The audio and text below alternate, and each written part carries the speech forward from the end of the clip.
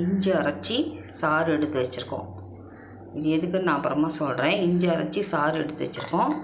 அதில் நம்ம எலுமிச்சை பழத்தை புழிஞ்சு வைக்க விட போகிறோம்.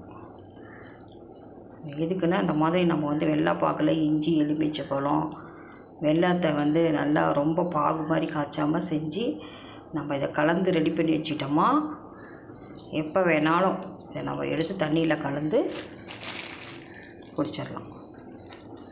ஜூஸ் மாதிரி இஞ்சி ஜூஸ், இஞ்சி எலுமிச்சை ஜூஸ் நம்ம அந்த மாதிரி பண்ணிடலாம். தேவையான அளவு இதில் ஒரு இஞ்சி எடுத்துருக்கோம். அதுக்கு தகுந்த மாதிரி 2 எலுமிச்சை பழம் எடுத்துருக்கோம். நம்ம எப்போ இதை நம்ம ப்ரிப்பேர் பண்ணி வச்சுக்கிட்டாலும் நமக்கு இப்போ ஜீரணம் ஆகலை அப்படின்றப்ப நமக்கே தோணும் எப்போயாவது அது அதிகமாக நான்வெஜ்ஜு அதுமாரி சாப்பிட்ருக்க சமயத்துலேயோ இல்லை வயிறு உப்புசமாக இருக்க சமயத்துலேயோ நம்ம இந்த கொட்டையெல்லாம் எடுத்துடலாம். இந்த மாதிரி கொட்டை எடுத்துடலாம்.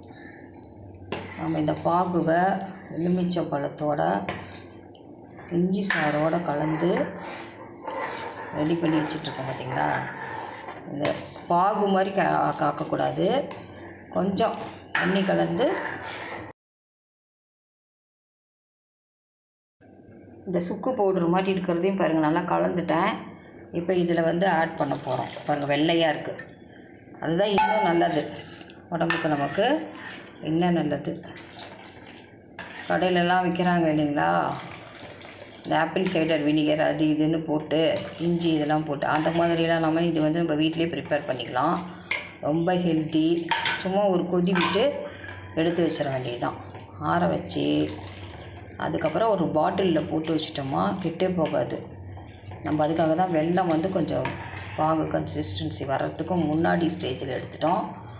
இஞ்சி எலுமிச்சை வேணும்னா நம்ம என்ன பண்ணலாம், இனி ஒரு சிட்டிகை உப்பு சேர்க்கறது தான். அது கல் உப்பு. இஞ்சி சாறு நல்லா ஆறிடுச்சு.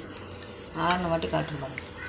இப்படி திக்காக கொஞ்சம் திக்கான லிக்விடாக இருக்குது. இதை அப்படியே ஸ்டோர் பண்ணி வச்சுட்டு இதை எடுத்து தண்ணியில் கலந்து ஒரு 2 மடங்கு, ஒரு ஸ்பூன் 2 ஸ்பூன் எடுத்துக்கிட்டிங்கன்னா ஒரு அரை டம்ளர் 3/4 டம்ளர் தண்ணி கலந்து குடிங்க.